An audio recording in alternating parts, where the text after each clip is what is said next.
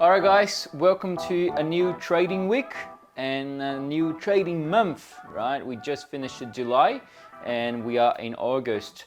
And what's happening on the market? This is what I'm here today to talk about you. Welcome on board and please subscribe to the channel, ACY Securities, and give us a thumbs up on this video and share this video with your friend. As you already know, if you don't know, my name is Luca Santos. I'm the Technical Market Analyst here at ACY Securities. And folks, pretty interesting time to be on the market, right? Last Friday we have the NFP from USA, came lower than expected. It was a lot of groomings and people talking about it's going to come higher than expected because there's higher manufacturing, higher services. But indeed it came very low than expected, and this is why it if you see euro dollar for instance, or maybe pound dollar or dollar yen, any forex pair that has the dollar, you can be able to see that it has a big shake, right? Well, because it came very below consensus, below expected. Okay, why this is happening on the market, all these moves is happening on the market, is from past week. All right, so coming out of the week ahead, we have actually only three, four very important news ahead. We don't have much to talk about.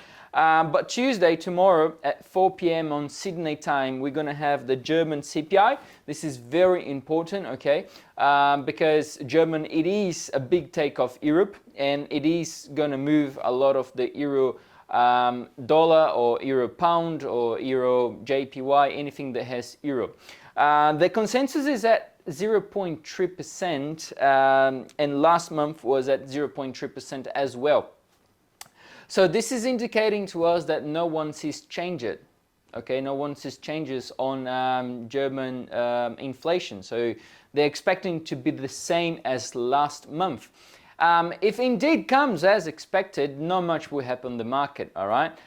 If it comes higher than expected, more than 0.3, we can expect strength for the euro, and this is already a price that is going to be priced in the future ECB monetary policy. So the European Central Bank is now towards a more sort of data-dependent approach, as Lagarde mentioned to us, and they will be looking at data, okay? So if data coming higher than expected, if inflation is too higher than expected, if PMIs come better than expected, then we're going to have another hike, yes, for sure, on the ECB. All right, but now coming back here on this week, we're going to have Thursday at 10:30 p.m., right, at Sydney time as well. The most important, I would say, event of this week, the US CPI year over year, is expected to come higher than the last reading.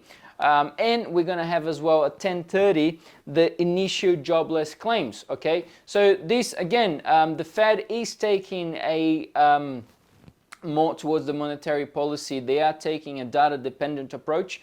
And I know it is a bit boring saying this for weeks and weeks, but is it what's happening, you know? All the central banks are basically following what the Fed is saying with a delay of 2 meetings. So now the ECB just changed it, you know, last meeting the ECB just changed it for a data-dependent approach because of the Fed change it as well. So they have to sort of keep following this, otherwise they will be too depreciated, okay?